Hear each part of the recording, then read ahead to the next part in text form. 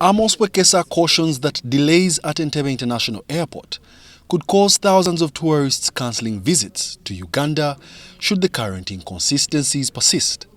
If I leave the US and I have to go through Dubai, spend 12 hours before I fly to your destination, chances of me coming to your country reduced by over 50%. We were doing before COVID, about 1.8, going towards 2 million people at our airport, and we only have one airport. By June 2021, on average, Ministry of Health was testing 4,000 people a day, of whom 1,400 tested positive.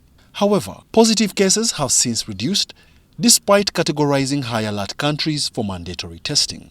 Now, the biggest numbers of travelers actually pass through our porous borders, and there seems to be no interest in those porous borders, as far as I'm concerned. There's just interest at the airport because they assume that everyone at the airport can pay. Some of Wekesa's recommendations include improving the internet infrastructure at the airport, while allowing fully vaccinated travelers that tested negative 3 days before traveling into the country. Number one is that if someone has been vaccinated and someone has done a PCR test 72 hours before they come to the airport, they should be allowed to come into the country. Why?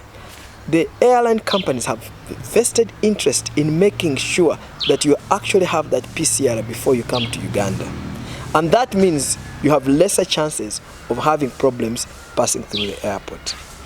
Number two, if you have taken one jab and you have done your PCR test 72 hours, what we do recommend is that you do an antigen test, which takes between 10 to 15 minutes, but only if you have done one jab.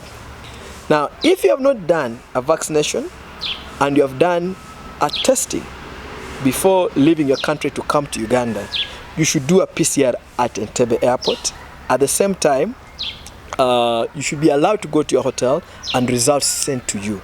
According to the New York Times vaccination tracker, by 1st November 2021, only 3,269,568 Ugandans had been fully vaccinated, which represents 0.9% of Uganda's population.